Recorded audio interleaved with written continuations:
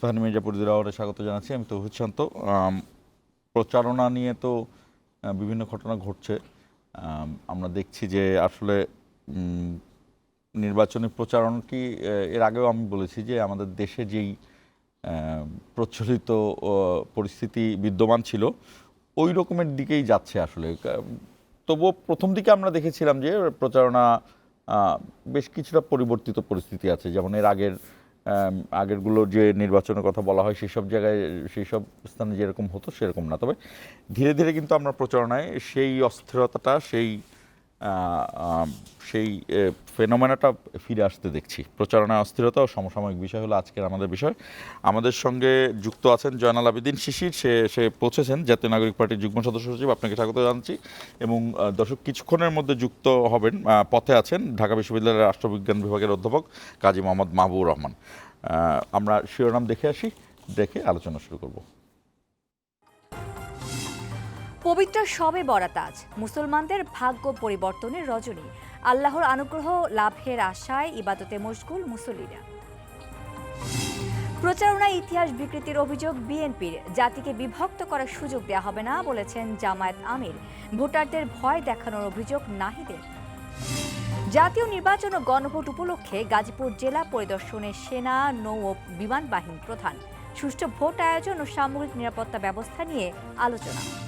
আসলাম চৌধুরী সহ বিএনপির 3 প্রার্থীর নির্বাচনে অংশ নিতে বাধা নেই, আপিল বিভাগের আদেশ। প্রতিদ্বন্দ্বী প্রার্থিতা বাতিলের নাহিদের আবেদন খারিজ। এবং জুলাই গণঅভ্যুত্থান স্মৃতি জাদুঘর পরিদর্শনে ঢাকায় নিযুক্ত বিদেশি কূটনীতিকরা। স্বৈরাচারের বিরুদ্ধে মানুষের সংগ্রামের ইতিহাস জানাবে বললেন পররাষ্ট্র উপদেষ্টা। দর্শক, আমরা আলোচনা শুরু করি। আমরা আশা করছি যে কিছুক্ষণের মধ্যেই কাজী মোহাম্মদ মাহবুবুর রহমান আমাদের সঙ্গে যুক্ত হতে পারবেন। জয়নাল আবেদিন শিশির, আমরা প্রচারণায় এক ধরনের অস্থিরতা দেখতে পাচ্ছি। মানে বিভিন্ন স্থানে প্রচারণা চলছে। তারেক রহমান তার প্রচার করছেন, বিএনপির ডাক্তার শফিক আমিরে জামাতের আমির, তিনি এই তো সাম্প্রতিক সময় যে চট্টগ্রামে প্রচারণা করলেন, এইখানে একটা বক্তব্য নিয়ে বেশ আলোচনায় উঠে আসছে যে তিনি সেখানে কর্নেল অলি এলডিপির থেকে, তিনি তো এই জোটে আছেন, আপনাদের যে জোট, সেখানে তিনি ওই কর্নেল অলির যে আসনটি সেখানে বক্তব্য রাখতে গিয়ে তিনি ওই চট্টগ্রামের বিষয়টি বলেছেন যে চট্টগ্রাম থেকে স্বাধীনতার ঘোষণা আসে, চট্টগ্রামবাসীকে স্বাগত জানান। এবং সেখানে একটি কথাই তিনি বলেছেন যে এখান থেকেই কর্নেল অলি ওই রিভল্ট বলেন এবং স্বাধীনতার ঘোষণার জায়গাটি। এটি পত্রিকাতেও আসলো যে ঠিক এই মুহূর্তে সেই স্বাধীনতার ঘোষণা নিয়ে এই ধরনের একটি বিভ্রান্তিকর বক্তব্য কেন আসলো? ধন্যবাদ আপনাকে এবং আমার সহ আলোচককে। আজকে পবিত্র শবে বরাত, বাংলাদেশের সকল ভোটার জনগণ সকলকে শবে বরাতের শুভেচ্ছা, অভিনন্দন। দেখেন, যে বিষয়টি বললেন যে চট্টগ্রাম থেকে একটি জামাতের আমিরের মানে বক্তব্যকে কেন্দ্র করে যে অপতত্ত্ব ছড়িয়েছে এবং প্রপাগান্ডা ছড়িয়েছে তার বিষয়ে আমি পুরো বক্তব্যটি শুনেছি। জামাতের আমির যেই বাক্যটি নিয়ে প্রপাগান্ডা মানে ছড়িয়েছে সেটা হচ্ছে যে we revolt. Colonel Oli Ahmed we revolt বলেছেন কি না? জামাতের আমির কখনো বলেন নাই কর্নেল অলি আহমেদ মানে ঘোষণা দিয়েছেন মুক্তিযুদ্ধের, উনি বলেছেন উই রিভোল্ট। এখন উই রিভোল্ট যদি কেউ ঘোষণা, এটাকে যদি কেউ অনুবাদ করে বলা যে ঘোষণা, এবং এটাকে কেন্দ্র করে এবং মাঠে কর্মসূচি এবং বিভিন্ন সভা সমাবেশে বিএনপির পক্ষ থেকে এর বিরুদ্ধে কামান দাগানো, মানে এর মিথ্যা তথ্য ছড়ানো, তাহলে তো আসলে মানে বিএনপির রাজনৈতিক দেউলিয়ত্বের মানে সর্বশেষ পর্যায়ে বলা যেতে পারে এটা। আমরা তারও আগে দেখেছি জামাতের আমিরের টুইটার অ্যাকাউন্ট হ্যাক হলো। ওই হ্যাক হওয়ার পরে দেশি বিদেশি মানে সকল এক্সপার্ট বলেছে এটা হ্যাক হয়েছে এবং তারা দেখিয়ে দিয়েছে বঙ্গভবনের যে কর্মকর্তাদের সাইট থেকে ফিশিং সাইটগুলো পাঠিয়ে তাদেরকে হ্যাক করা, মানে এই আইডি হ্যাক করা হয়েছে। তারপরেও বিএনপি এটা মানতে নারাজ। বিএনপির কথা হচ্ছে যে এটা হ্যাক হয়নি, এটা প্রমাণ করতে হবে এবং জামাতের আমির নারীদের অবমাননা করছে, এটাই ঠিক থাকুক, মানে কোনো আইন মানবে না, কোনো প্রমাণ তার নেবে না। এখন কথা হচ্ছে বিএনপিকে আমরা মানে কেয়ার করি এ ব্যাপারে, বিএনপি যেটা মানবে বা বিএনপির মন মতো হলে এটা সত্য, বিএনপির মন মতো না হলে এটা মিথ্যা। আমরা কি এই ধরনের পরিস্থিতিতে আসি নাকি? বিএনপি কে? বিএনপির কাছে আমাদের প্রমাণ দিতে হবে। বিএনপি বাংলাদেশের মানে সাংগঠনিক রাজনীতি করে, এবং সাংগঠনিক রাজনীতি তো অনেক সবাই করি আমরা। জনগণ হচ্ছে সিদ্ধান্ত নেবে আসলে কোনটা সত্য কোনটা মিথ্যা, এবং জনগণের কথা কি করে নিজেরা প্রপাগান্ডা বিষয়ে চালিয়ে দিচ্ছে। আর এটা হচ্ছে কখন করে জানেন, আমি আপনাকে একটা উদাহরণ দিই। দেখবেন আজকেও দেখবেন ঢাকা 17 আসনের যে আমাদের জোটের প্রার্থী খালিকুজ্জামান 1 মাস আগে উনি একটা সেনা সদস্যের সাথে মানে বাদানুবাদ হয়েছে, যদিও মানে বাদানুবাদের ধরনটা নিয়ে এই বিষয়টি নিয়ে আমি না, বিস্তারিতভাবেই আসবো। আমি শেষ করি আচ্ছা, আপনি sentence-টা। একটু ধরুন বাদানুবাদের ধরন নিয়ে আমাদের একটু মানে অশোভন, এটা নিয়ে আমরা সবাই মনে করেছি, কিন্তু দেখলাম ওই সেনা সদস্যের গোপনীয় ক্লিপসটি বিএনপির অ্যাক্টিভিস্টের কাছে চলে গিয়েছে।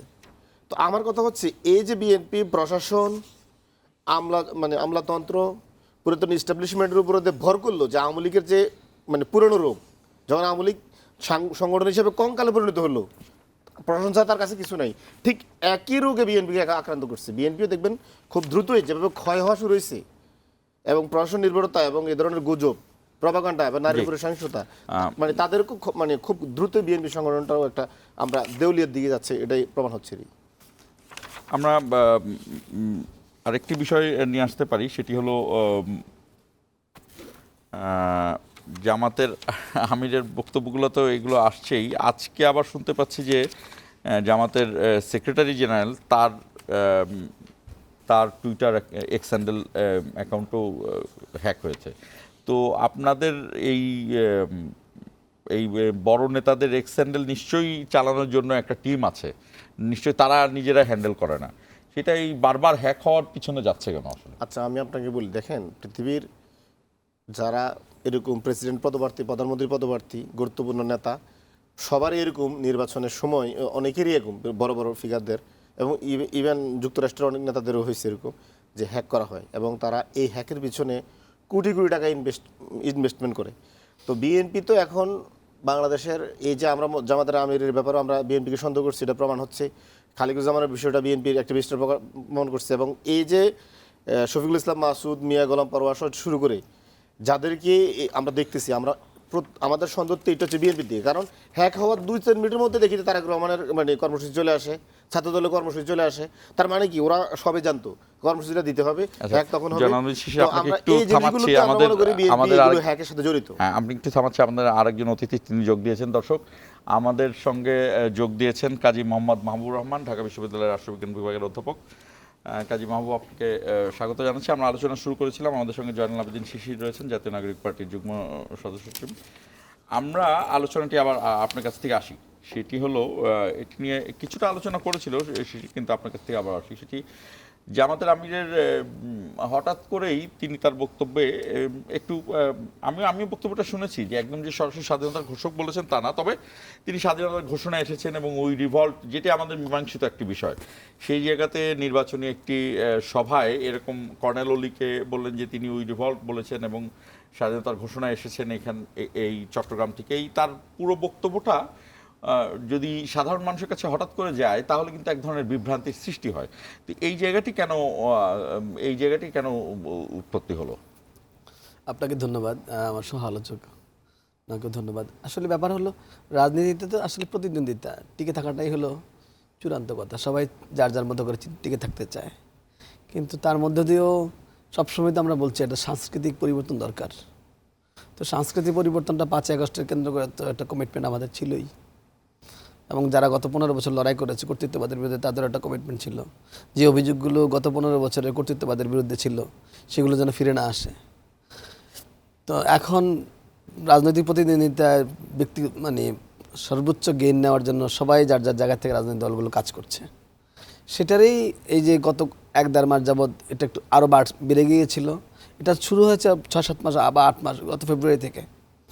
তো এখন সেই জায়গা থেকে আমার কাছে মনে হচ্ছে যদি আমরা খুব সফটলিও নেই, সেটাতে প্রথমত হয় যে উনি তো আপনি যেটা বললেন ঘোষক বিষয়টা বলেন নাই, কিন্তু কর্নেল অলি এবং প্রেসিডেন্ট জিয়া রহমান, তখন তো মেজর জিয়া, মানে ওনারা দুইজন বা আরও যারা যারা ওখানে ছিলেন, তারা যে এইভাবে কাজটা করেছেন এবং ঘোষণা যে জিয়া রহমান দিয়েছেন, এটা তো মোটামুটি সেটেলড ইস্যু, সবাই জানে মোটামুটি এটা ফিক্সড। মানে আমি যেটাকে বলি, প্রায়ই বলি যে মিলিটারি জায়গা থেকে, মানে আপনাদের আর্মিদের পক্ষ থেকে একটা স্বাধীনতার ঘোষণা আসতে হয়। আপনি যখন রাজনৈতিক ঘোষণাটা দেন এবং যখন আপনার মূল নেতা অনুপস্থিত যে সময়টাতে, তখন তো একটা ঘোষণা দরকার ছিল আপনি যে যুদ্ধে আছেন।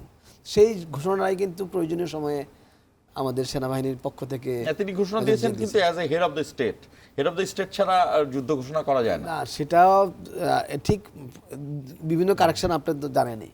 তো হেড অফ দ্য স্টেট এটা হলো যুদ্ধটা সামরিক বাহিনী থেকে আসতে হয় প্রথমত, যেভাবেই হোক হেড অফ দ্য স্টেট বলতে হয় সবসময়, তার নেসেসারি না, আপনাকে রাজা বা রাষ্ট্রপতি বা রাজা এই জায়গার অবস্থান থেকে, এবং রাজা এবং রাষ্ট্রপতি তারা সামরিক বাহিনীর প্রধানই থাকেন।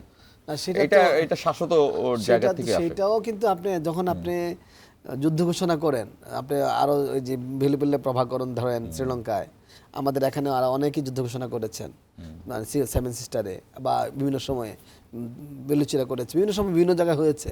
যখন এগুলো হয়েছে তখন কিন্তু সবসময় যে আপনাকে তো রাষ্ট্রপতি হ্যাঁ, ভেলুপল্লে প্রভাকরণ তার আর্মির কেউ না। রাষ্ট্রপতি হতে হলে আপনাকে কিন্তু সরকার গঠন করতে হয়।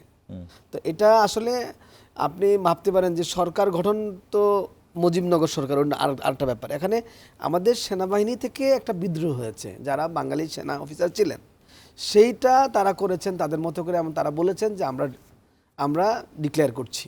এই যে স্বাধীনতা ডিক্লেয়ার করেছেন তারা সামরিক বাহিনীর পক্ষ থেকে, আমি এটাকে বলি যে একটা রাজনৈতিক স্বাধীনতা ঘোষণা হতে পারে আর একটা সামরিক স্বাধীনতা ঘোষণা হতে পারে। এই সামরিক স্বাধীনতা ঘোষণাটার জন্য ওনারা নেতৃত্ব দিয়েছেন, পরে এটাকে আরও এটাকে উন্নত করা হয়েছে বিভিন্ন ফরম্যাটে। তো এখন এটা তো আমরা সবাই জানি, এবং এই কথা তো কর্নেল ওলি নিজেও বহুবার বলেছেন, এবং আরও যারা যারা জানেন তারাও নিজেরা বলেছেন কে ঘোষণা করেছে, তারা কি করেছেন, প্রত্যেকের রুল আমাদের কাছে জানা আছে। তো সেই জায়গা থেকে এটা আমাদের কাছে অলমোস্ট সেটেলড ইস্যু। এখন কিছু বিষয় যদি আরও অন্য অন্য জায়গায় অন্যের আলোচনায় থাকে, অন্যদের রুলগুলো আলোচনায় আলোচনা আসতেই পারে অন্যরা কি করেছেন, সেই অন্যদের রোলটা যদি বলা হয় সেটাতে তো কোনো অসুবিধা নাই। অসুবিধা হলো যদি যেটা আমরা সেটেল যে ঘোষণাটা কে করেছেন সেইটা ব্যাপারে যদি কেউ কথা বলে তাহলে এটা সমস্যা। কিন্তু অন্য আরও 5 জন কী করেছেন সেটা যদি সামনে আসে, সেটা তো আমি মনে করি ঘোষণাটাকে যদি টানাটানি না করা হয় তাহলে তো এটা মানে এত আমি এটাকে এইভাবে নিতে চাই না। আমি মনে করি যে আপনার একটা সুস্থ কালচারের ধারণা হলো সবার স্বীকৃতি দিতে হবে, সব লেভেলে সবার স্বীকৃতি থাকতে হবে, এবং এই স্বীকৃতি দেওয়ার মধ্য দিয়েই তো আমাদের মানসিকতা উন্নত হয়েছে বলে মনে হবে। তো এখন এখানে কর্নেল ওলি নিজেও তো যেটা দাবি করছেন যে তাদের জিয়া রহমানের নেতৃত্বে তারা এই কাজটা করেছেন, সেটা তো আমাদের কাছে যিনি যার ব্যাপারে বলা হচ্ছে তিনি নিজেই দাবি করেছেন, আরও যারা যারা ছিলেন তারাও এই কথা বলেছেন। তো এটা তো নিয়ে তো আর নতুন করে বিতর্কের কিছু নাই। সেখানে মানে বিএনপির পক্ষ থেকে কিন্তু এটা কি ব্যাপক প্রতিক্রিয়া দেখানো হয়েছে। মাহাদি আমিন, তারেক রহমানের বিএনপি চেয়ারম্যানের উপদেষ্টা এবং নির্বাচন পরিচালনা কমিটির মুখপাত্র, তিনি বলেছেন স্বাধীনতার বিপক্ষে অবস্থানকারী দলের ইতিহাস বিকৃতিতে জাতি স্তব্ধ। জামাতে ইসলামের কথা বলেছেন। এছাড়া সালাউদ্দিন আহমেদ বলেছেন যে কোনোদিন হয়তো শুনতে হবে জামাত ইসলামী স্বাধীনতার পক্ষে যুদ্ধ করেছিল। সালাউদ্দিন আহমেদ এখন ব্যাপার হলো আপনি দেখেন একটা রাজনৈতিক স্ট্রোক হয়েছে ওখানে, আপনি যত কিছুই হোক একটা কয়েনিং কিন্তু হয়েছে। এখানে আমরা কালুরঘাট কেন্দ্রিক কিন্তু স্বাধীনতা ঘোষণার আগে জানি, এতদিন 54 বছর পর্যন্ত আলোচনা এটাই ছিল, কিন্তু আজকে যে শব্দটা আবার সাথে করে নিয়ে আসা হয়েছে যে ওই রিভোল্ট আলোচনাটা কিন্তু এভাবে ছিল না। আপনি দেখেন এটা কিন্তু আমাদের হয়তো অনেকে যারা পড়াশোনা করেন তারা হয়তো জানেন জিনিসটা, কিন্তু এটা কিন্তু আলোচনা আসে নাই। তো এটা কিন্তু এখন কয়েনিং হয়েছে, কয়েনিং হওয়ার কারণে রাজনৈতিক প্রতিদ্বন্দ্বিতা কিন্তু সিরিয়াস লেভেলে চলে গেছে। এটা আমি মনে করি এই কয়েনিংটা শুধু হয় নাই, মানে আপনি এখানে যেখানে আমরা বললাম মানে আমরা ডিক্লেয়ার করেছি যে শব্দটা আমরা জানতাম, এখানে কিন্তু এই ডিক্লেয়ারের পাশাপাশি আর কোনো শব্দ ছিল না এতদিন, কিন্তু আজকে আরেকটা শব্দ যুক্ত হয়েছে। তো এই যে এই শব্দটা ছিল না যে তা না, ছিল কিন্তু এই শব্দটা একটা টিনের উপরে দাঁড়িয়ে এই উইরিভলভ বলেছে, এগুলো ছিল, কিন্তু এই শব্দটা কিন্তু বাজারে ছিল, মানে আলোচনায় ছিল না। তো এই আলোচনার সামনে আসার কারণে এখন যেটা মেইন স্ট্রিম আলোচনা সেটার সাথে কিন্তু এটা এক ধরনের মানে আরেকটা মানে একদম কি এটা আমরা যারা প্রফেশনাল বিতর্ক করি, প্রফেশনাল বিতর্কে এমন আছে যে যেই যুক্তিটা স্টাবলিশড সেই যুক্তির প্যারালালি যাওয়া যায়, কিন্তু সেই যুক্তিকে সরাসরি আক্রমণ করা যায় না। যেমন আমি কি এই কৌশলটা নিল কিনা, আমি তো কারণ তাকে আমরা না বুঝে সে বলেছেন এটা তো আর না কখনোই। কেন আপনি এইরকম এই আলোচনাটা তো হিস্ট্রিক্যালি থেকে আসছে, ওনাকে কেউ বা উনি নিজে বা যেভাবে হোক উনি কি প্যারালাল একটা যুক্তি এটাকে প্যারালাল করা কঠিন কাজ। এটা প্যারালাল হয় না, মানে একজনে ডিক্লেয়ার করেছেন আর অন্যরা সবাই একসাথে একটা, এটাও খুব ইম্পর্টেন্ট, ওই রিভোল্ট বলার কিন্তু কম হ্যাঁ, ইম্পর্টেন্ট এই না। জন্য আমি বললাম যে হ্যাঁ। আলোচনাটা কি উনি এই কারণে এটা আসলে মানে একদম কারোর ক্রেডিট নেওয়ার মতো অবস্থায় না, কিন্তু এটা একটা গুরুত্বপূর্ণ বিষয় যে এইটাও একটা নতুন আলোচনার জায়গায় নিয়ে আসা।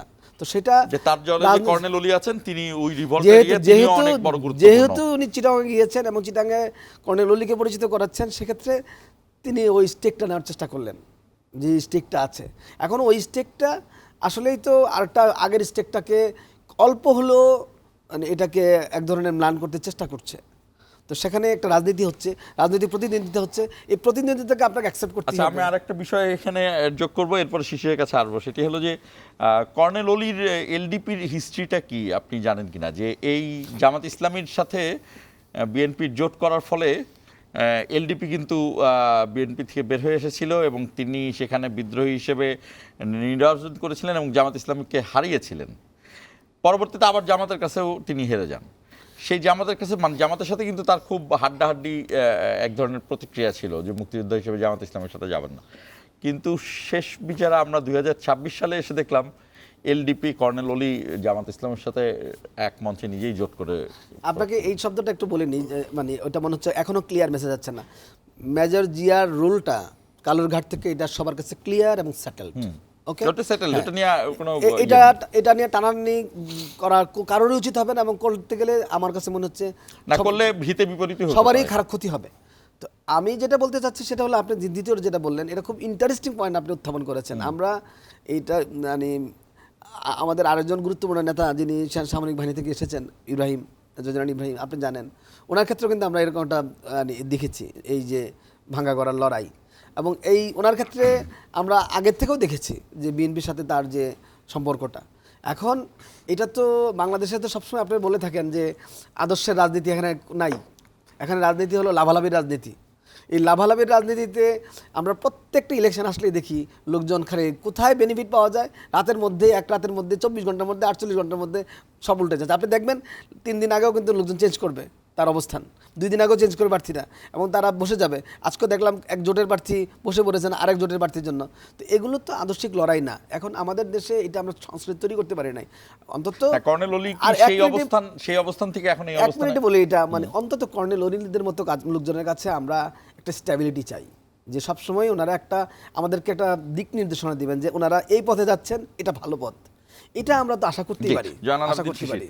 আমরা প্রথম অংশটুকু তো আপনার সাথে আলোচনা করেছিলাম, এই যে কর্নেল অলির জামাতে যোগদান করা, আপনি নিশ্চয়ই এই হিস্ট্রিটা জানেন। আমি তারপর বলি যে এই এলডিপি গঠন হয়েছিল কিন্তু জামাতের সাথে বিএনপির জোট গঠনের পরে কর্নেল অলি বের হয়ে আসেন প্রতিবাদ জানিয়ে, এবং তারা লিবারেল ডেমোক্রেটিক পার্টি গঠন করেন এবং তিনি সেখানে বিদ্রোহী হয়ে ইলেকশনও করেন এবং সেখানে সে জিতে আসেন, জামাতকে হারান তখন, এই যখন জোটটা গঠন হয় তখন।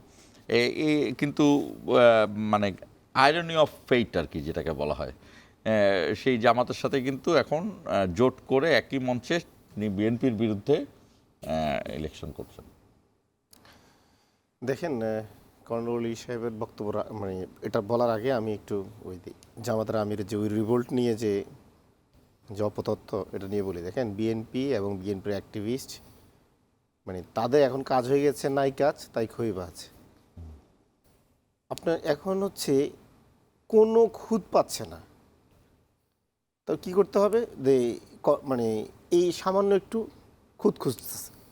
জামাতের আমির বলছে, আজকেও বলেছে যে গতকালকে আমি যে চিটাগং বক্তব্য দিয়েছি এটা আমি মানে ওনাকে ঘোষক বলি নাই, আজকেও সে ক্লিয়ার করছে, তারপর ওটা মানতে নারাজ না। ওই রিভোল্ট শব্দের অর্থ হচ্ছে তুমি ঘোষণা দিছো, মানে এটা বিএনপির বুদ্ধিজীবীদের, বিএনপির অ্যাক্টিভিস্টদের এবং বিএনপির পার্টির অনুবাদ। বিএনপির অনুবাদ হচ্ছে ওই রিভোল্ট মানে হচ্ছে তুমি ঘোষণা দিছো, মানে রিভোল্টের মানে অনুবাদ হয় ঘোষণা। এখন কি করবেন আপনি? পৃথিবীর অভিযান তো এখানে মিথ্যা হয়ে যাচ্ছে বিএনপির কাছে। এই পৃথিবীর পড়াশোনা সব কিছু তো এখন বিএনপির কারণে জ্বলে যাচ্ছে। আমাদের মনে হয় আমরা পড়াশোনাই করি না এখন। ওই রিভোল্টের শব্দের অর্থ হচ্ছে বিএনপির কাছে ঘোষণা। এবার আসেন, কর্নেল অলি সাহেব যে বিএনপি ছাড়ার জন্য উনি যে ব্যক্তিগত যে মতামতটা দিলেন কিছুদিন আগে, উনি বললেন যে জামাতের সাথে বিএনপি জোট করার জন্য আমি মানে বিএনপি ছাড়ি নাই, মূলত বিএনপির মধ্যে মানে গণতন্ত্রহীনতা এবং দলের ট্রান্সপারেন্সি এবং ন্যূনতম মানবিক মর্যাদা না থাকার কারণে আমি দলটা ছাড়ছি। যে চট্টগ্রামে আমার যে আসনটা জামাতকে খালেদা জিয়া দিয়েছে, আমার সাথে ন্যূনতম যোগাযোগ করে দেয় নাই। যদি আমার সাথে তিনি যোগাযোগ করতেন বেগম খালেদা জিয়া, তাহলে আমি আসনটা জামাতকে দিতাম। তিনি যখন 2টা আসন ইলেকশন করতো, একটা আসনের কথা বললো, একটা আসন আমি দিতাম। কিন্তু আমি দলের একটা ফাউন্ডার মেম্বার, জিয়াউর রহমানের সাথে মিলে আমি এই দলটা গঠন করেছি। আমরা সিনিয়ররা এই দলটা গঠন করেছি। আমার মতো একজন সিনিয়র নেতাকে ন্যূনতম একটা শব্দ বলে বলে না যে এই আসনটা আমরা ওনাকে দিতে চাই। সুতরাং ওই সময়ের জন্য আমি এটা আমার নিজেকে খুব অপমান বোধ করছি। আমি চিন্তা করছি যে এখানে আমার কোনো ন্যূনতম মূল্যায়ন করা হয় নাই, যার কারণে আমি এটা ছাড়ছি। এবং অলি আহমেদ কিন্তু এটা প্রকাশ্য সংবাদ সম্মেলনে বলেছে, এটা ওনার বক্তব্য। তো এখন দেখেন, অলি আহমেদরা কি বাংলাদেশের সবচেয়ে প্রবীণ রাজনীতিবিদ না? অলি আহমেদরা কি বাংলাদেশের জন্য লড়াই করে নাই? করছে তো। আপনি যে কথা বললেন যে মুক্তিযুদ্ধের মানে তকমা দিয়ে বেরিয়ে এসেছেন, ঠিক একই অভিযোগ কিন্তু আমরা বিএনপিকে দিতে পারি। দেখেন, বিএনপি আজকে সারাটা দিন দেখবেন বলে বেড়ায় যে জামাত স্বাধীনতা বিরোধী, এদের সাথে যা ঐক্য করছে এনসিপি, এই সেই, এদেরকে ক্ষমা চাইতে হবে। বাংলাদেশের সবচেয়ে বড় স্বাধীনতা বিরোধী দল হচ্ছে বিএনপি। কেন? এখন আপনি যদি বলেন যে দল হিসেবে কি বিএনপি? হ্যাঁ, দল হিসেবে বিএনপি, যদি দল হিসেবে জামাত ইসলাম হয়ে থাকে বিএনপির বাসায়। কারণ এই বিএনপিটাতে গঠন হয়েছে, এটা কিন্তু মুসলিম লীগের একটা update version. Just Ziaur Rahman আর অলি আহমেদের মতো কয়েকজন মুক্তিযোদ্ধা, আর পুরো সেট আপটা দেখবেন আপনি মুসলিম লীগের নেতারা, শাহ আজিজের মতন আন্তর্জাতিক স্বীকৃত রাজাকাররা, মির্জার রুহুল আমিনের মতো রাজাকাররা, মাহমুদুল নবী, আমির কুসুর মাহমুদুর, এই ধরনের রাজাকাররা। এবং বিএনপি তৃণমূল থেকে মিড টায়ার মানে এবং ফার্স্ট টায়ার আপনি দেখবেন মুসলিম লীগের নেতারাই কিন্তু দাপটের সাথে। 1971 সালে মুসলিম লীগ জামাত থেকে মিনিমাম 10 গুণ বড় সংগঠন। কিন্তু মুসলিম লীগের এই নেতারা তো বিএনপি প্রতিষ্ঠা করেন। এখন দলের মধ্যে বিএনপি তো প্রতিষ্ঠা করেছেন যে আমি যেটা বলি, দলের মধ্যে জিয়াউর রহমানকে এনে সব মুসলিম লীগের সেটআপ রেখে দিলেই কি এটা বিএনপি হয়ে যাবে? আরো একটা ঐতিহাসিক দায় আছে বিএনপির, এটা দিলাম রাজাকারের বর্ণনাটা। যে রাজাকার বাংলাদেশের বিরুদ্ধে জাতিসংঘে গিয়ে বাংলাদেশ রাষ্ট্রের বিরুদ্ধে মানে আপনার তৎপরতা চালিয়েছে, সারা পৃথিবীতে সে পাকিস্তানের পক্ষে দিচ্ছে এবং আন্তর্জাতিক তার স্বীকৃতি আছে, শাহ আজিজ। এই শাহ আজিজকে বিএনপি প্রধানমন্ত্রী বানায় নাই। এখন পর্যন্ত বিএনপি ক্ষমা চাইছে? ক্ষমা চাওয়া উচিত না? বিএনপি কেন ক্ষমা চাইবে? তো শাহ আজিজের প্রধানমন্ত্রী বানাইছে। শাহ আজিজ আন্তর্জাতিকভাবে স্বীকৃত একজন রাজাকার, এবং প্রমাণ সহ, অকাট্য প্রমাণ সহ, এবং জাতিসংঘে সে তদবির করছে বাংলাদেশের বিরুদ্ধে। আমরা একটা বিরতিতে যাব, বিরতির থেকে ফিরে প্রশ্ন থাকলো যে যেটি জয়নাল আবেদিন কাজী মাহমুদুর রহমান আপনার কাছে প্রশ্ন থাকবে, যে জয়নাল আবেদিন শিশির যে প্রশ্ন তুলেছে, বিএনপি তো প্রতিষ্ঠা করেছিলেন আসলে স্বাধীনতার ঘোষক জিয়াউর রহমান, কিন্তু রয়ে গেল যদি বলতেন। জি, এবার আসেন, এটা তো গেল মুসলিম লীগের পার্ট।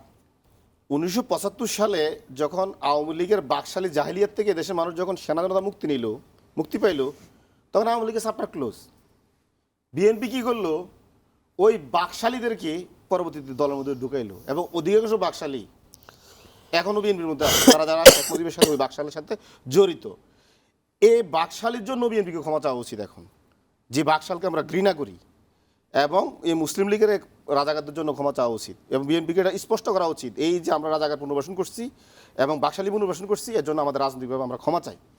এই শিশিরের এই রাজাকার পুনর্বাসন করেছেন, এটা আমরা আরো অন্য একটা দলের কাছ থেকেও শুনেছি, আওয়ামী লীগের কাছ থেকে এই ধরনের বক্তব্য শুনতাম আমরা। এই প্রশ্নটা থাকবে কাজী মাহমুদুর রহমান, কিন্তু যে শিশির যে বক্তব্যটি উঠালেন যে বিএনপি তো প্রতিষ্ঠা করেছেন স্বাধীনতার ঘোষক জিয়াউর রহমান, প্রেসিডেন্ট জিয়াউর রহমান তিনি প্রতিষ্ঠা করেছেন, সেই ক্ষেত্রে তার যুক্তি কতটা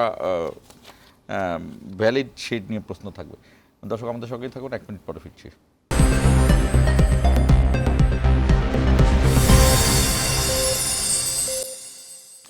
আমরা যে প্রশ্ন তিনি তুললেন যে বিএনপির প্রতিষ্ঠা, বিএনপি সেখানে বহুদলীয় গণতন্ত্র শুরু করেছিল, এটা সবাই জানে জিয়াউর রহমানের জায়গা থেকে।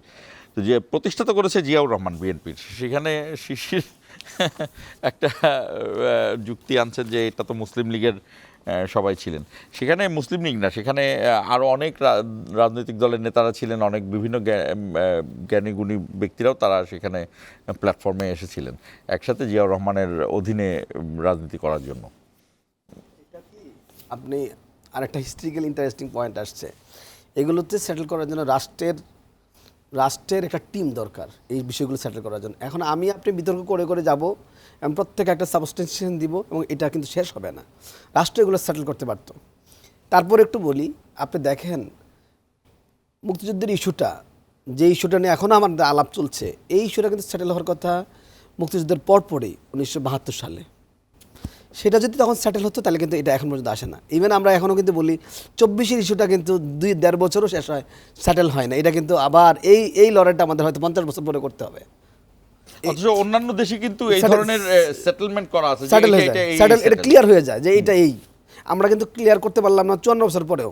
এই যে দাবি আমরা করছি না যে কেন আপনি দেখেন যে সেটেলমেন্টটা হলো না 72-এ মুক্তিযুদ্ধের পরপর, সেই সেটেলমেন্টটা কিন্তু আমরা 73-এ একরকম দেখলাম, তারপরে 75-এ এসে কিন্তু আমরা দেখলাম যে চতুর্থ সংশোধনীর মাধ্যমে আমরা আমাদের কোনো রাজনৈতিক অধিকারে শেষ হয়ে গেল এখন নাই। তো এই অবস্থা যখন আপনার কোনো রাজনৈতিক অধিকার নাই এবং সবাই মিলে একটা দলের অংশ হয়ে গেলেন বা হয়ে গেলাম আমরা, তখন তো পরবর্তীতে যারা দায়িত্ব নিয়েছেন তাদের তো এখানে মানে সবাইকে নিয়েই অ্যাসিমিলেশনের যে প্রক্রিয়া, সেই প্রক্রিয়া তাদেরকে যেতে হয়েছে। সেই প্রক্রিয়া কিন্তু এমনকি তারাও ইনক্লুডেড হয়েছেন যারা অলরেডি চতুর্থ সংশোধনী করে বাকশাল তৈরি করেছেন, তারাও কিন্তু উন্মুক্ত হয়েছেন। এখন উন্মুক্ত কাকে করবেন কাকে ছাড়বেন এই ক্রাইটেরিয়াটা ধরার চেয়ে ন্যাশনাল ইন্টিগ্রেশনকে প্রায়োরিটি দেওয়া হয়েছিল, জাতীয় সংহতি। জাতীয় সংহতি করতে গিয়ে কিন্তু আপনি দেখেন আপনি 71-এর ঘটনার পরে কিন্তু 75-এর আপনি 25শে জানুয়ারি আমরা চতুর্থ সংশোধনী করলাম। চতুর্থ সংশোধনীর ঘটনাও কিন্তু কম ইম্পর্টেন্ট না, মানে কম খারাপ কাজ হয়নি যে বাকশাল তৈরি করাটা। তো আপনি যখন বাকশাল তৈরি করছেন, বাকশালকেও আপনি আবার ওপেন করছেন যে না তারাও রাজনীতি করুক, তাহলে তো সব রাজনীতিগুলোকেই অ্যাডজাস্ট করা হয়েছে, সবাইকে অ্যাসিমিলেট করা হয়েছে। এখানে তো আমি জিয়াউর রহমানের কোনো ডিসক্রেডিট দেখি না, আমি বরং দেখি যে জিয়াউর রহমান জাতীয় সংহতি অর্জন করার জন্য যে কাজটা করলেন, মানে উনি তো পার্সিয়ালি করেন না যে এদেরকে দিলাম এদেরকে দিলাম না।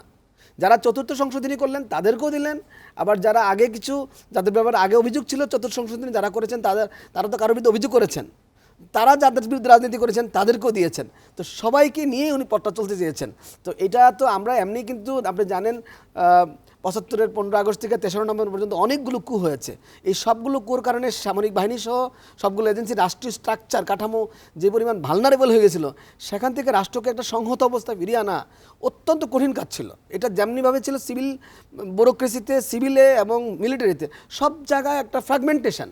এই যে মারাত্মক ভাঙ্গন, এই ভাঙ্গন থেকে জাতিকে ঐক্যবদ্ধ করার জন্য একজন, আমি তো মাঝে মাঝে বলি একজন সেনাপ্রধান, মানে কি আশ্চর্য ঘটনা ঘটে, যেটা সিভিল লিডার করার কথা, একজন সেনাপ্রধান যেখানে সে কিনা বাংলাদেশের ডেমোক্রেসি শুরু করবে। আমি হ্যাঁ শুধু ডেমোক্রেসি না, একজন সেনাপ্রধান চেয়ারে বসার পরে করার কথা ছিল এমনি তো চতুর্থ সংশোধনী আছে, আমি এই লাইনে চলে যাই না, 15 বছর চালাই না আমি এইভাবে। ওনার করার কথা ছিল সেনাপ্রধানরা চেয়ারে বসলে অটোমেটিক্যালি স্বৈরাচারী শাসন চালু করেন, কারণ নিজেরা অল্প কদিনে অজনপ্রিয় হয়ে যান এবং তখন তারা স্বৈরাচারী শাসন চালু করেন।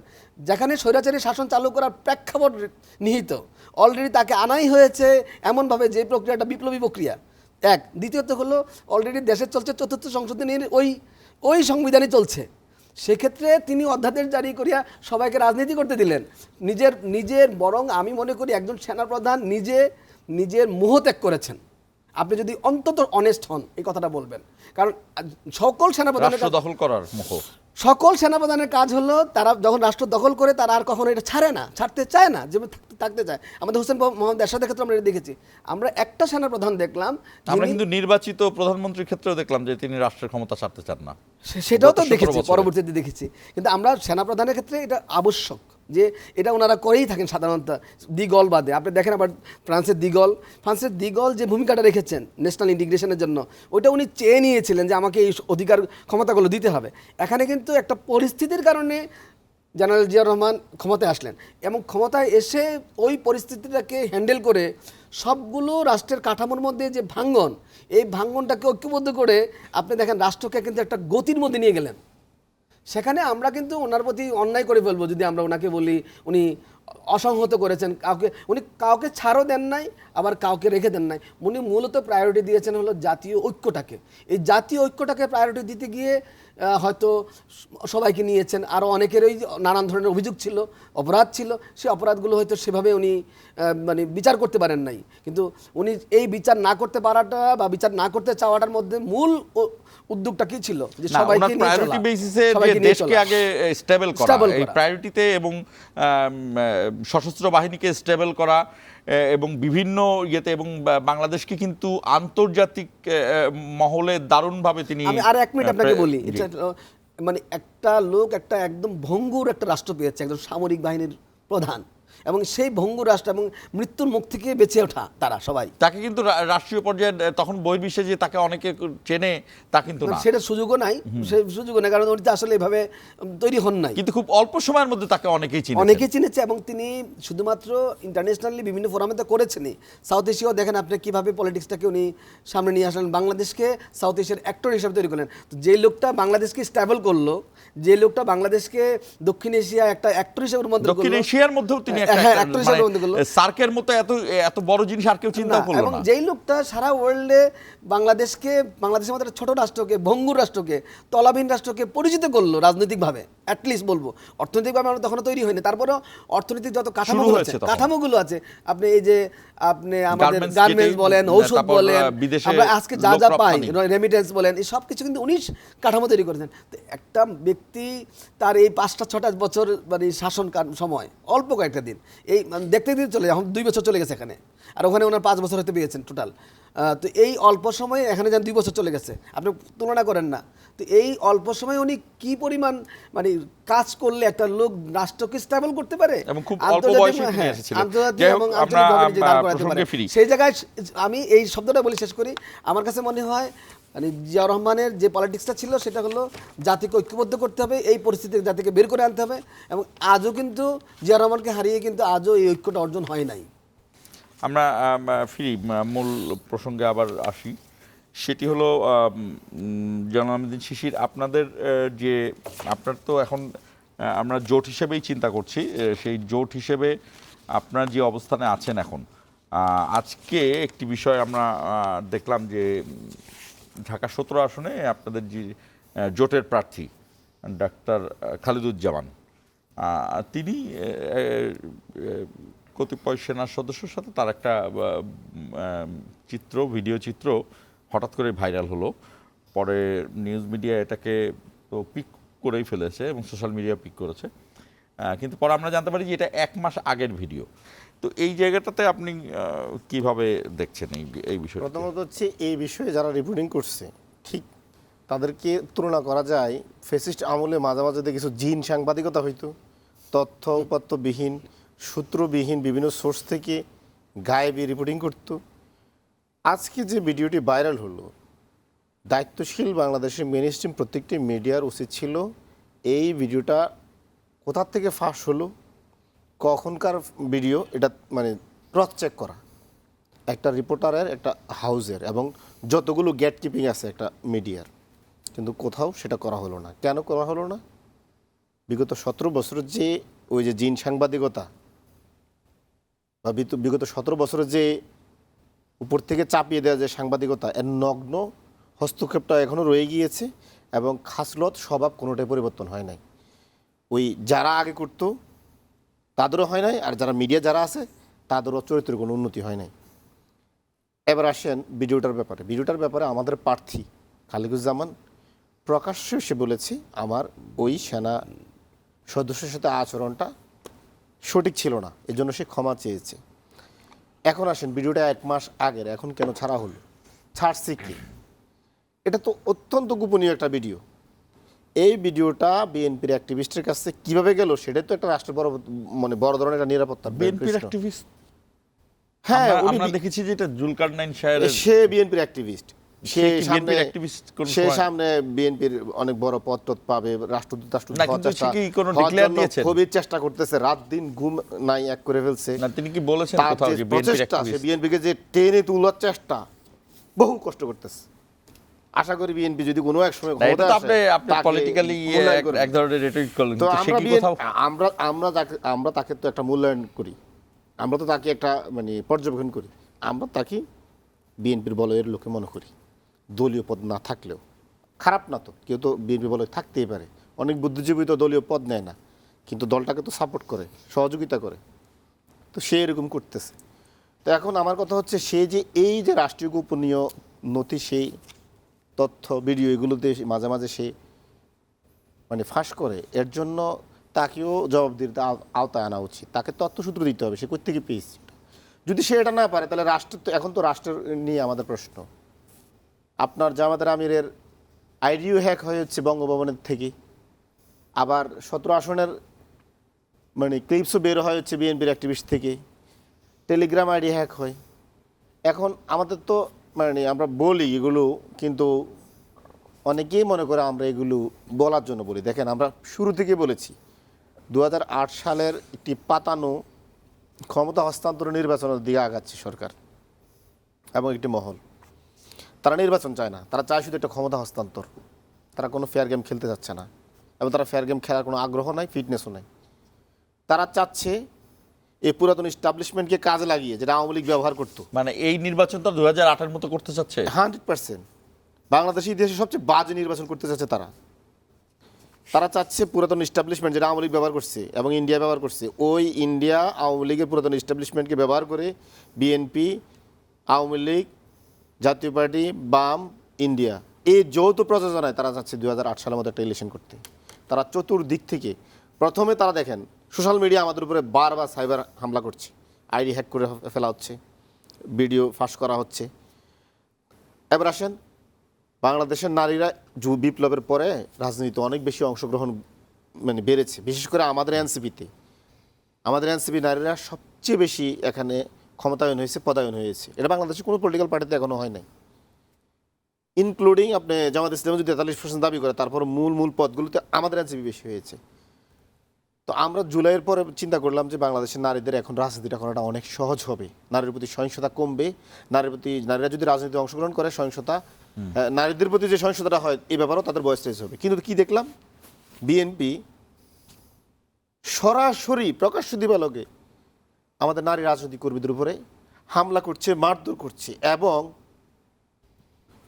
কাপড় টেনে খুলে ফেরা হুমকি দিচ্ছে যদি সে ভোট চাইতে যায়। আমাকে বলেন, কোনো রাজনৈতিক কর্মী যদি আচরণবিধি লঙ্ঘন করে, সে নারী হোক পুরুষ হোক, তার জন্য ইসির আচরণবিধি আইন আছে, শাস্তিও আছে, রাষ্ট্র প্রচলিত আইনও আছে। কিন্তু বিএনপিকে এই অধিকার কে দিল? ভোটারদের গায়ে হাত উঠানো, যারা ভোটের জন্য ক্যাম্পেইন করে তাদের হাত উঠানো, নারী রাজনৈতিক কর্মীদের গায়ে হাত উঠানো। আমরা একটু ছোট্ট বিরতিতে যাবো। জনাব শিশির কাজী মাহমুদুর রহমান, আপনার কাছে প্রশ্ন থাকবে যে আমরা ওইখানে বারবার শুনছিলাম যে উনি বলছিলেন যে তারেক রহমানের প্রতিদ্বন্দ্বী, এবং তিনি কথা বলছিলেন ভিডিওটি 1 মাস আগের পর আইএসপিআর জানিয়েছে। যাই হোক, 1 মাস আগের ভিডিওটি এখন ভাইরাল হলো, এই বিষয় নিয়ে তো আলোচনা আছেই, যেটি শিশির তুললেন, এবং একই সঙ্গে নারীদের উপর যে হামলা, এই বিষয়গুলো নিয়ে থাকবে। আমরা ছোট্ট একটা বিরতি করছি। দর্শক আমাদের সঙ্গেই থাকুন, 1 মিনিট পরে ফিরছি।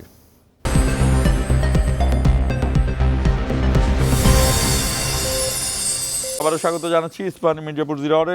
কাজী মাহমুদুর রহমান, আমরা আসতে চাই যেটাই শিশির বললেন যে এই ভিডিওটি কেন এতদিন পরে ভাইরাল হলো, এটি নিয়ে একটা প্রশ্ন তিনি তুলেছেন। আর সেই সঙ্গে ভিডিওর বিষয়গুলো আমরা বলতে চাই যে তিনি একজন ডাক্তার খালিদুজ্জামান, আমরা তাকে চিকিৎসক হিসেবে চিনি এখানে।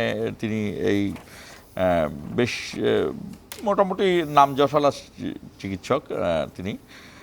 তো সেই জায়গার থেকে তিনি একজন দেশের সেই রকমের নাগরিকই তো তিনি, বুঝনেদারি তো তিনি। সে এখানে একজন আর্মির সদস্যের একদমই যাদের উপরে কমান্ড দেওয়া আছে, তাদের সাথে এই ধরনের আলোচনা, এই জায়গাটিকে আপনি কতটা অবজারভেশন করেছেন? আপনাকে আবার ধন্যবাদ। দুই একটা কথা অন্য জায়গায় বলে নেই। একটা হলো 5ই আগস্টের পরে অনেকেই বলে সাংস্কৃতিক কোনো পরিবর্তন হয় নাই, আমরাও মাঝে মাঝে বলে ফেলি। আপনি দেখেন অনেক জায়গায় কিন্তু আমরা দেখেছি, ধরেন বেগম খালেদা জিয়ার জানাজা, জনাব তারেক রহমান যখন দেশে আসলেন, তারপরে আদার্স আরও অনেক জায়গায় আমরা দেখেছি যে 5ই আগস্টের পরে কিন্তু সব রাজনৈতিক দল, ইভেন সরকারের বাড়িতে যাওয়া, প্রফেসর ইউনূসকে সাপোর্ট করা, আসলে আমরা মানে এই সংস্কৃতি কিন্তু আমরা গত 54 বছরে কখনো দেখি নাই। মানে সব রাজনৈতিক দল যে মাঝে মাঝে একবার বসতে পারে একসাথে, এটা বা কিছু সামাজিক বিষয়ে যে ন্যাশনাল কনসেনসাস সামাজিক কাজগুলোতে যে সবাই একদল হয়ে যাওয়া, এইটা কিন্তু অবশ্যই 5 আগস্টের অর্জন, আমি নির্দ্বিধায় বলবো এটা একটা। কিন্তু এখন রাজনৈতিক প্রতিনিধিত্বের কারণে যে পরিস্থিতিতে যাচ্ছে, এটা একদিকে কি জানেন, আমি মাঝে মাঝে মনে হয় এনারা দুই পক্ষ আওয়ামী লীগের অনুপস্থিতিটা নাগরিকরা টের পাইতে দিচ্ছেন না, এমন একটা অবস্থা নিয়ে গেছেন। এটা একদম ইয়ে মানে এখন এস্টাবলিশ যে আওয়ামী লীগের কিন্তু অনুপস্থিতি বোঝা যাচ্ছে না। মানে এখন এমন একটা পরিস্থিতি ওনারা নিয়ে গেলেন, আলাপ আলোচনাগুলো না ওনারা কি নিয়ে গেলেন আমি জানি না, মানে না আমার মনে হয় না পরিস্থিতি নিয়ে গেলেন, এটা বাস্তবভাবেই। আচ্ছা, বাস্তবভাবেই হলো, ধরেন মানে ফ্যাক্ট হলো যে এই পরিস্থিতিটা এরকম যে আসলে এখন মানে মনে হচ্ছে না যে এনভায়রনমেন্টে কোনো ধরনের শূন্যতাটা, মানে অন্তত আলোচনায় নাই। ভিতরে ভিতরে ডিসক্রিমিনেশন বলে, ভিতরে আমরা আলোচনাতেই রাখলাম না। হ্যাঁ, ভিতরে ভিতরে কি হচ্ছে আমি জানি না, কিন্তু আলোচনায় মিডিয়াগুলোতে খুব মানে অন্যরা কোনো স্পেস পাচ্ছে না, শুধু ওনারাই পাচ্ছেন। তো এখন ব্যাপার হলো কি, ওনারা যদি প্রতিদ্বন্দ্বীরা আরেকটু সুস্থ করতে পারতেন সবাই মিলে, তাহলে বাংলাদেশের জন্য ভালো হতো এবং ওনাদের জন্য ভালো হতো। আপনি যদি সাস্টেইনেবিলিটি চান বা রাজনৈতিক দল ব্যবস্থার, এই রাজনৈতিক দল ব্যবস্থা যদি আপনি টেকসই চান, তাহলে কিন্তু সবার মধ্যে সাংস্কৃতিক পরিবর্তন আনতেই হবে, এবং এইটা যদি ওনারা করেন তাহলে ওনারা স্থায়ী হবেন। আর যদি না আমরা আগের মতোই থাকবো, আমি ওনার সাথে একটা এক মিনিট, ওনার সাথে একটা কথা আমি একমত আছি যে ডিসকোর্সটা কিন্তু অনেকটাই, আমি বারবারই বলি কথাটা, আওয়ামী লীগের ডিসকোর্স কিন্তু সবাই আওয়ামী লীগের ডিসকোর্স অধিকাংশ ক্ষেত্রেই প্র্যাকটিস করছে। এটাতে না বের হলে তো আপনি নিজেকে সার্ভাইভ করাইতে পারবেন না। আর আমরা যদি এই কাজগুলো শেষ করতে পারতাম, যদি আমাদের মধ্যে, আমি বারবার বলি রুলস অফ গেম, আপনি গেমটা ঠিক করেন না, গেমের নিয়মটা ঠিক করেন না, এটা হচ্ছে না। তো এখন যেটা আপনি লাস্টে বললেন, নারীদের উপরে কোনো ধরনের সহিংসতা করা যাবে না, এটা রাজনৈতিক দলগুলোকে বুঝতে হবে, সকল রাজনৈতিক দলগুলো। ওই বিষয়টা নিয়ে, যেই ইস্যুটা উনি উঠালেন, এই ইস্যু নিয়ে কিন্তু দুইটা দলের দুই রকম ভাষণ আছে, দুইটা আলোচনা আছে, কিন্তু এটাও কিন্তু নির্বাচন কমিশন সেটেল করতে পারতো, কারণ আসলে কি ঘটেছে নির্বাচন কমিশন মানে এটা খুঁজে বের করতে পারতো এবং পানিশমেন্ট দিতে পারতো যদি যারা ভুল করেছে তাদেরকে, এটা করে নাই।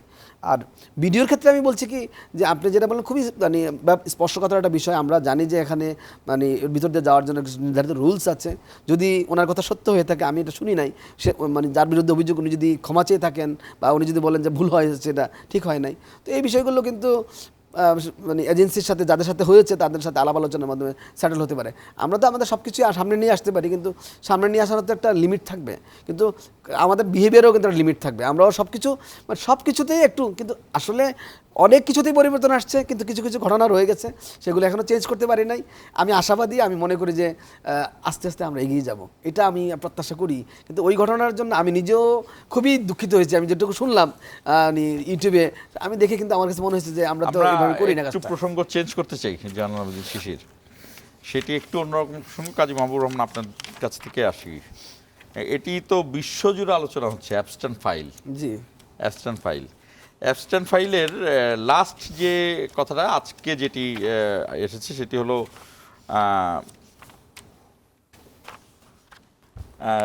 যদি একটি ইন্ডিয়ান এবং একটি কুকুর, সাপের চেয়েও ভারতীয়রা ভয়ঙ্কর, অ্যাবস্ট্যান্ট নথির মন্তব্য নিয়ে চাঞ্চল্য।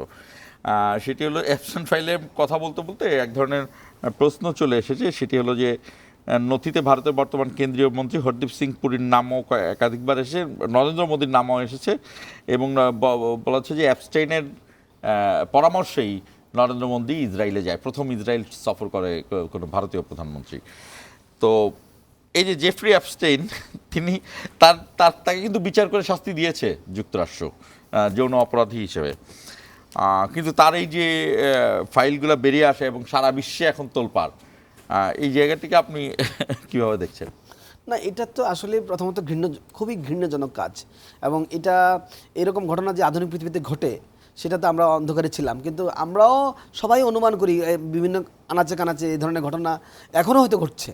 তো এগুলো মার্কিন যুক্তরাষ্ট্রের সবচেয়ে ভালো বৈশিষ্ট্যটা হলো কি, সে এই ধরনের ঘটনা ঘটতে দেওয়ার পরেও, মানে ঘটে গেলেও সেটাকে বিচারের মুখোমুখি করে। আমরা যারা তৃতীয় বিশ্বের দেশ আছি, তারা কিন্তু এই ধরনের অপরাধ কাছাকাছি লেভেলে অনেক জায়গায় হয়, কিন্তু আমরা বিচারের মুখোমুখি করতে পারি না। এটা হলো জাতিসংঘের নরওয়ের কূটনীতিক, সাবেক জাতিসংঘের দূত আর কি, টেরিয়ে রোড লার্সেন, তিনি এই অ্যাবস্টেনকে একটি ইমেল পাঠান। সেই ইমেলের মধ্যে তিনি বলেন যে যদি সাপ আর ভারতীয়ের সঙ্গে আপনার একসঙ্গে দেখা হয়, তবে আগে ভারতীয়কে মারা উচিত। মানে এটা আসলে মানে চরমভাবে এই বর্ণবাদী একটি মানে এই বর্ণবাদটা কিন্তু ইউরোপে যে নাই, আমেরিকা যে নাই, না না, আমরা নিজেরাও অনেকবার আমরা কালো, দেখতে কালো, তারপর আমাদেরকে দূর থেকে দেখলে লোকজন বলতো ইন্ডিয়ান, গালি দিত। ইন্ডিয়ান মানি বলা কোনো স্বাভাবিক শব্দ না। দূর থেকে 10 হাত দূরে বা 20 হাত দূরে থেকে যখন আপনার অপরিচিত লোক আপনাকে বলে ইন্ডিয়ান, তখন এটা হলো একটা আমার প্রতি একটা মানে হেট স্পিচ, সেটা মানে ঘৃণাজনক শব্দটা। আমি একটা কথা আপনি মানে মিস করে ফেলছি, সেটা হলো সবসময় খেয়াল রাখতে হবে, মানে আমাদের সেনাবাহিনীকে কিন্তু আমরা যদি উঁচু মর্যাদা না দিই, কে দিবে? আমাদের সেনাবাহিনীকে কিন্তু আমাদের আফল করতেই হবে। এটা বাংলাদেশের সকলের স্বার্থে, সকলের সার্বভৌমত্বের জন্য। জি শিশির, আমার হাতে 1.5 মিনিট সময় আছে, তার কাছ থেকে নিয়ে নিলাম। দেখেন, এই যে অ্যাবস্টেন যে ফাইলটার কথা বলছিলেন, এটা আসলে বাংলাদেশ পার্সপেক্টিভে চিন্তা না করে যদি ওয়ার্ল্ড ওয়ার চিন্তা করেন, তো আপনি যদি আশকানাজিম ইহুদি এবং খাজারিয়ান মাফিয়ার একটা গল্প কিন্তু পৃথিবীতে আছে। 7ম শতক থেকে 10ম শতক পর্যন্ত তারা একটা ককেশাস অঞ্চলে, যেটা এখন বর্তমান জর্জিয়া, ওই অঞ্চলের তারা মাফিয়া ছিলেন। তারা পরবর্তীতে ইহুদি ধর্ম গ্রহণ করে তারা পৃথিবীর অর্থনীতি, মিডিয়া, রাজনীতি এগুলো নিয়ন্ত্রণ করে। সুতরাং এই যে রাজনীতি নিয়ন্ত্রণ করা, ইহুদি অ্যাবস্টেন, এই যে তাদের এই মানে চরিত্রটা কিন্তু আরও 1200 বছর আগে, যদি আপনি 7ম শতকে ধরেন, তাহলে এখন মিনিমাম কত 1300 বছর আগে থেকে তারা এই পলিটিক্সটা করে আসছে। তো তারা এই পলিটিক্সটা করে তো সারা পৃথিবীর মানুষকে তো তারা মানে সভ্যতা বিবর্জিত একটা জিনিস করলেন। তারা মানুষকে নিপীড়ন করে, শিশুদের নিপীড়ন করে, তারপরে যে মানুষকে খায়। এখানে তারা স্যাটানিজম করে। তারা মনে করে যদি জীবন্ত শিশুর কলিজা খায়, তাহলে শয়তান থেকে তারা অনেক বেশি শক্তি পাবে এবং এই শক্তি দিয়ে সে সারা পৃথিবী নিয়ন্ত্রণ করবে। এই যে তাদের এই স্যাটানিজম তো পৃথিবীর জন্য খুবই হুমকি স্বরূপ। তো আমরা মনে করি পৃথিবীর মানুষ এগুলো বুঝতেছে। আপনি যদি চিন্তা করেন, শয়তানের পূজা কিন্তু পৃথিবীর মানুষ করে, কিছু কিছু লোকজন এগুলো করে।